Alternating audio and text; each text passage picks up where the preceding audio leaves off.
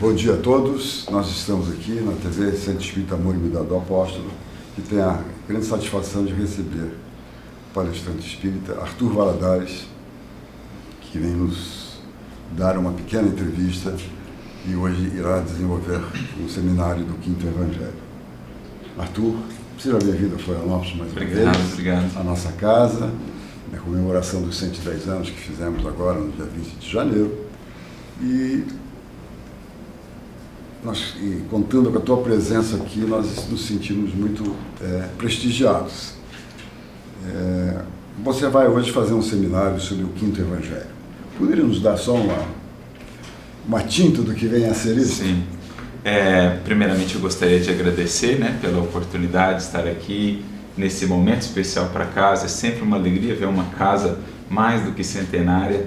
É a prova viva aí de que a mensagem do Mestre tem sido vivida, tem sido levada adiante, porque só assim realmente uma casa consegue se manter por tanto tempo, quando esses laços e esses pilares do Evangelho do Cristo a sustentam, Mais do que a obra no espaço e no tempo, é a obra dos corações. Então, a nossa gratidão de estar aqui, e justamente a gente propôs-se a conversar sobre esse tema do Evangelho, dada a sua importância para a nossa vivência espírita. E essa temática, propriamente, esse título, nasceu de uma mensagem que líamos de Emmanuel há algum tempo, em que ele nos fala desse quinto evangelho. Ele diz: existem os 4 evangelhos que nós estudamos, que são aí o testamento de luz para a humanidade, e o quinto, que, no caso, somos nós próprios, esse quinto que estamos escrevendo, um evangelho inacabado, mas vivo e atuante, que estamos ao longo da vida, do dia a dia, com os próprios testemunhos, a grafar nas páginas da vida, para que a nossa vida se converta na principal tradução e revelação de Jesus aos outros corações. Então, esse foco do que o estudo do Evangelho ou da doutrina enquanto Evangelho redivivo deve nos levar a grafar isso tudo em nós mesmos. Bom, o Arthur Valadares é um dos colaboradores do NEP Paulo de Tarso, em São Paulo, São Carlos, São Paulo. E nós aqui, na nossa casa, temos também um grupo, o NEP Floripa. Que bacana. Que já está funcionando aí há um pouquinho mais de um ano. E é uma satisfação dupla da equipe do NEP e da equipe da casa, da qual nós fazemos parte também. Nós estamos realmente muito felizes de ter você aqui.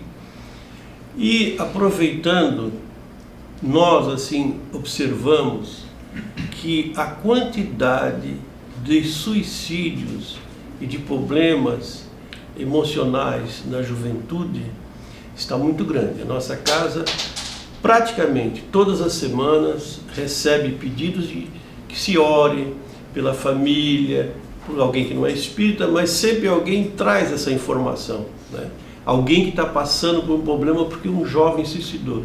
E isso está ficando muito frequente. Aproveitando que você é um jovem, que você já tem uma bagagem nessa idade tão grande de trabalho na doutrina espírita no Brasil todo e fora, gostaria, meu irmão, que se pudesse dizer alguma coisa para a juventude, para que eles saiam desse estado que estão vivendo, excesso de informações erradas, bullying, uma série de coisas. Isso, de certo modo, os Espíritos nos haviam previsto um pouco. Tem inclusive aquela mensagem no Obras Póstumas acerca da regeneração da humanidade, em que eles nos falam que com, digamos assim, a intensificação desse processo de transição e todos os conflitos que ele haveria de gerar, todas as mudanças, com essa pressão haveria de aumentar, e muitos, pela falta dessa experiência interior mais profunda, dos recursos que poderiam lidar com isso, acabam optando por essa saída, aparentemente uma saída, mas que se revela, na verdade, um caminho ainda de mais dor e de decepção. Então, nesse sentido, é muito importante que, diante de um entorno, de um contexto de profundas crises e transformações, que é natural no processo de mudança, especialmente em escala global, como vivemos agora na Terra, como o Espiritismo nos ensina, é imprescindível que nós criemos internamente uma vida interior, uma governança do nosso mundo interior que possa fazer frente a todas essas injunções exteriores que muitas vezes quererão nos abafar, quererão nos desequilibrar, nos tirar do foco e da meta pela qual nós estamos aqui novamente na matéria. Então eu me lembro nesse sentido de uma frase, né, de Guimarães Rosa, na sua grande obra magna, Grande Sertão Veredas, que é uma obra de uma metafísica, de uma análise espiritual muito bonita, em que ele trata ali da questão do sertão, que é o mundo ao nosso redor, e ele diz assim: ou você governa o sertão ou o sertão te governa. No sentido de que ou a criatura desenvolve uma vida interior profunda, transbordante, que se sobreponha a tudo que seja obstáculo e dificuldade exterior, ou essas dificuldades exteriores adentram o seu mundo interior e muitas vezes a levam ao desespero, ao desequilíbrio, né? Ou nós governamos muito bem o barco, aprendemos a governá-lo pela tempestade, em meio à tempestade, ou a água então adentra o barco e o barco vem a sossobrar. Então é mais ou menos isso, a importância, como a gente vai ver, por exemplo, em Leon Denis, a própria doutrina de um modo geral, da gente ter esse cuidado, essa vigilância com a nossa alma, com as nossas emoções, com os nossos sentimentos. Cultivar, portanto, a oração como recurso indispensável, né, como a terapêutica mais fundamental da alma, essa fonte de forças que nunca nos são negadas, que nunca nos faltam. A meditação, enquanto conhecimento de nós mesmos, aprender a conviver com o silêncio, né? Não a solidão, apenas fugir do mundo, mas ter momentos de solidão. Porque a gente vive tão envolvido pelos convites, pela rotina, que a gente não para estar conosco mesmo, para ouvir as vozes interiores, para ouvir o que esse mundo interior está vivendo e está passando. Nós vivemos num mundo em que muitas criaturas não conseguem parar 5 minutos e estarem com elas próprias. Elas sempre precisam buscar algum outro estímulo externo. Por quê?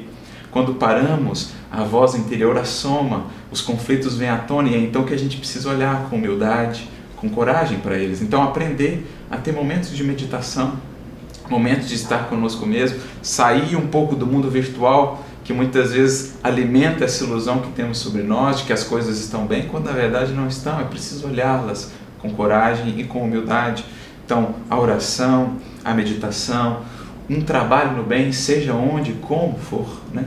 Numa religião propriamente ou não, um trabalho assistencial, enfim, conviver com as dores de outros corações, porque isso redimensiona as nossas próprias, isso faz um processo profundo de mudança de perspectiva e de valores em nós. A gente vê que os nossos fardos são mais suportáveis, são assim menores do que a gente julgava que eram, a partir do momento que a gente convive com outras dores, né? A partir do momento que a gente passa a exercitar o nosso coração no amor, é como se abríssemos comportas da nossa alma e permitíssemos então o fluxo da vida que leva consigo os adoecimentos, aquela água parada das emoções em desalinho, dos pensamentos fixos e não felizes. Então a gente permite essa purificação do nosso mundo interior. Então trabalhar no bem, se envolver no bem, ocupar a mente, né? Essas ideações suicidas, essas sintonias menos felizes com outras mentes do mundo espiritual, elas se nutrem muito da ociosidade mental quando não aplicamos de fato, não ocupamos a mente em algo que edifique. Portanto, a importância do estudo também, a importância do trabalho, enfim, são alguns ingredientes para a gente construir uma vida interior transbordante, de modo que essa nossa vida interior possa governar o sertão, o mundo fora, e não o sertão se sobrepor à nossa vida interior. Aí a criatura consegue de fato tomar as rédeas da vida. Eu acho que tem uma frase forte nesse livro, né? Que o sertanejo, antes de tudo, é um forte. É um forte, ele precisa aprender a ser forte. Exatamente. Peregrinar pela terra e aprender a ter essa resiliência. Exatamente. Arthur, nas tuas andanças aqui pelo Brasil, fora, a tua identidade com os jovens é muito importante. E dentro dessa conjuntura hoje, vamos chamar assim, de uma certa concorrência, o mundo material e o mundo espiritual, na nossa espiritualidade, que mensagem a gente pode trabalhar, porque a juventude é o futuro do espiritismo, é o futuro do próprio cristianismo, né? E do seu evangelho. O que fazer dentro desse quadro que é extremamente, pegando esse momento de regeneração, de turbulência que estamos vivendo, como você colocou aqui, do suicídio, mas também de agregar o jovem e dar que as casas também deem oportunidade para que eles ocupem os espaços E os cabecinha branca começam a ficar mais no conselho. Mas eu acho importante isso que você falou ao final, porque é converter também esse futuro no presente. Eu acho que essa foi uma grande visão que Paulo teve. Se pensarmos em Paulo, talvez ele tenha sido um dos primeiros ali no cristianismo nascente a realmente ver esse imenso potencial da juventude. Se pensarmos nos seus colaboradores principais, nós vamos ter Tito. Quando ele conhece Tito ali em Antioquia, Tito era bem jovem ainda, por volta de 20 anos, depois veio a ser um grande colaborador dele. Nós temos o próprio Lucas, que ele conhece bem jovem também em Antioquia. Depois, na primeira viagem na região da Galácia, ele conhece Timóteo, aquele que veio a ser seu filho espiritual, à época com 13 anos. Que até o Marcos também. Exato, o próprio João Marcos, que fez a primeira viagem. Teve mais divergências com ele, mas... Ele foi importante no sentido de moldar o Marcos, preparando para o futuro, né? Então, ele teve essa visão de fazer do jovem o presente, envolvendo, agregando a tarefa. Eu acho que isso é muito importante, a gente ter essa visão de que há muitas pedras preciosas a serem buriladas, esperando a oportunidade do trabalho para burilá-las, né? Exatamente. Às vezes a gente fica associando muito digamos assim, a possibilidade, o potencial do trabalho à idade ou à experiência, quando o próprio Kardec nos diz que não necessariamente a apreensão da doutrina depende de idade ou grau de instrução, porque ele fala da maturidade do senso moral. Sim. Então é esse olhar de envolver, de perceber que o trabalho é o grande depurador e aperfeiçoador, e dar autonomia para o jovem, para ele tocar um trabalho, envolvê-lo na palestra, seja onde for, numa atividade, numa proposta, até para que eles renovem a casa no sentido dos novos modelos de comunicação, de abrangência, que muitas vezes aqueles mais velhos têm dificuldade até de lidar com esses novos recursos de conectividade, de possibilidades que nós temos. O jovem já traz esse know-how e, aliando isso ao espiritismo, né, a coerência, a experiência dos mais velhos, porque é importante que as gerações elas troquem, né? Às vezes o jovem tem também aquela postura de voltar-se um pouco contra, resistir, o mais velho de ficar na resistência, mas é importante que haja um caminho de mão dupla, uma via de mão dupla, né? A experiência instruindo a juventude com idade para aprender com a experiência, trazendo também o know-how das atualizações do mundo e das possibilidades, sem prejuízo do conteúdo. Então acho que um aspecto é esse, né? Claro que nós temos muitos convites, muitos chamamentos exteriores que têm buscado desviar aí, né, os jovens principalmente, mas aí está o nosso papel de investir em qualidade, de investir em integração, em acolhimento, porque é o que de fato o mantém aqui. Sim. Não é simplesmente abrir uma atividade, mas aquele sentir acolhido ali naquela atividade.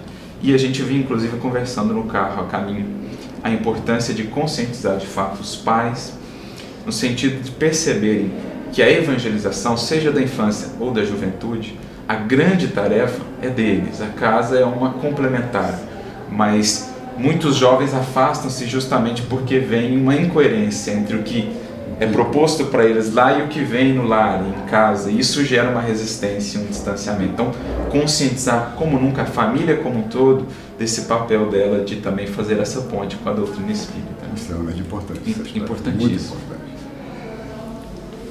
O que representa o Evangelho para você? Nossa, aí é até difícil, né? Mas eu acho que assim, o Evangelho é vida, né? O Evangelho, ele é esse pão das almas, ele é essa fonte de água viva, ele é aquilo que de fato nos nutre. É pensar o Evangelho no sentido de que nós não seguimos palavras ou textos, nós seguimos uma vida. O Evangelho é a vida do Cristo. É a vida que nos foi dada como exemplo de uma vida que é o caminho da integração com as leis divinas e, portanto, da nossa realização mais profunda, das conquistas mais efetivas e da felicidade mais duradoura da nossa alma. Então, se fosse para resumir o Evangelho, eu resumiria com aquelas palavras de Jesus mesmo no Evangelho: vida abundante. É isso que ele veio nos conferir a todos aqueles que se abrem a ele. Exatamente. Berto, durante a sua vivência no movimento espírita, no espiritismo, o que mais lhe marcou? Ora, foram várias coisas, muitas pessoas, muitas histórias. Eu acho que uma coisa que me marcou muito, até aproveitando a questão dos jovens, né, foi o esforço da minha mãe. Se hoje estou na caminhada, devo muito a ela, porque aquilo que se pede, né, dos pais, quando a gente fala isso, não é perfeição. Isso não se pede, por enquanto, de nós, né? Mas a coerência. Quando a gente vê o esforço daqueles que nos conceberam, que nos deram a oportunidade da vida, por serem pessoas melhores, por minimamente ou dentro dos seus máximos esforços viverem aquilo que tem tentado nos transmitir. Isso marca o coração de um filho de uma maneira assim que não pode ser descrita. Então esse exemplo dela, esse esforço dela, como do meu pai também, por me apresentarem esse caminho, isso foi um dos grandes impulsos que me fizeram aí retornar ao caminho espírita, essa perseverança dela, né? Essa atuação dela de no momento propício me dar lá o Paulo Estevão e fazer uma guinada na minha vida, isso me marcou muito. Professores muito queridos, que quando a gente entra nessa caminhada, o alto na sua misericórdia, ele vai colocando as peças, ele vai colocando as circunstâncias. Então ter tido professores como Simão Pedro, né, que foi para mim uma influência muito importante, e assim, perceber no fundo o quão grande é a misericórdia quando os nossos olhos se abrem, quando a gente entra no caminho como o cego de Jericó e volta a ver, perceber que o auxílio sempre esteve, sempre estará ali. Eu acho que isso é o que nos mais marca, né? E analisando a história do espiritualismo, como diz Arthur Conan Doyle, né? Ele vai de Swedenborg até o século XX, mas a história da humanidade sempre teve esses elementos que deem sustentação e um caminho. E o caminho, né, como diz Leon Denis, sempre foi o mesmo. Isso, é o reto. Todas tiveram divergências, inclusive o cristianismo. Né? Você entrou na doutrina, mas lendo Leon Denis para depois ler Kardec. Leon Denis foi uma grande influência no princípio, né, como Paulo Estevão, e depois fui beber na fonte de Kardec. Isso aí. Que é uma curiosidade, e ele como profundo estudioso do Evangelho, eu me emociono muito no Sermão da Montanha. Não sei o que tem ali. Você poderia dizer assim, algumas palavras do Cristo ali naquele momento? Olha, a gente pensar no contexto, né, em que o sermão foi trazido, isso está lá no livro Boa Nova, quando Jesus, no capítulo 11, dialoga com Levi, antes um pouco do Sermão da Montanha. Mas o Sermão da Montanha é, até por isso na montanha, no monte, o ápice, poderíamos dizer, né? Jesus ali fala à posteridade, aos séculos infinitos, a todos os sofredores, a todos os peregrinos da vida e dos caminhos humanos, deixando esse rastro de luz imortal, de esperança, de consolo, mas também de desafio. Tem uma frase que eu gosto muito do Espírito Mariano, no livro Falando da Terra, que ele diz assim: a palavra do Cristo no Sermão do Monte contém mais desafio do que consolo. Porque ali Jesus fala não só aos sofredores, mas também aos discípulos, principalmente ao discípulo, ao coração que já se abriu, ao coração que quer avançar, subir o monte como ele subiu. Por isso, a par do consolo, Jesus consola desafiando, porque ele sabe que a felicidade nasce do subir e do galgar, que não é possível alcançá-la sem avançar. Então acho que por isso que o sermão se tornou esse ápice da espiritualidade, talvez o texto mais belo, mais profundo, o próprio grande. Então tem uma outros, razão, né, de ser da gente emocionar. Claro. Jesus resume toda a sua doutrina. Ali está ali o cerne, né? contexto, isso. E às vezes algumas pessoas que não são espíritas e estão ainda muito assim perdidas na vida, ainda ligadas às suas religiões, eu digo, se concentre só no Sermão da Montanha, que ali você já vai começar um caminho. Uma porta de entrada. De entrada. Né? Uma jornada. Tem até uma observação de Gandhi em torno do Sermão. Exato, sim, Ele sintetiza, ali está a síntese de tudo. Arthur, nossos microfones, nossa TV à sua disposição, sua mensagem, que se quer acrescentar alguma coisa. Só gostaria de agradecer mais uma vez pela oportunidade, parabenizar a casa, que venham muitos decênios mais, quiçá, né, mais um século aí de trabalho com Jesus. E nesses momentos de desafio, pelos quais todos passamos, individualmente e coletivamente, que possamos nos lembrar do Sermão do Monte, das bem-aventuranças, da esperança, da fé que o Cristo veio nos infundir, convidando-nos a manter bem acesa a chama da caridade e convidando-nos a avançar. Porque, como falávamos, se há ali esperança e consolo, há também o grande chamado da vida, o grande imperativo. É preciso avançar, sede perfeitos. Avancemos para Deus, avancemos no aperfeiçoamento, porque na caminhada está a beleza de todo o processo e a grandeza do carinho e do amor de Deus que nos envolvem a cada passo. Então, muita luz e muita paz a todos. Arthur, mais uma vez, obrigado. E vamos agora nos deliciar com o teu seminário. Vamos conversar um pouquinho, né? Vamos lá. Beleza. Muito obrigado. Até logo a todos vocês.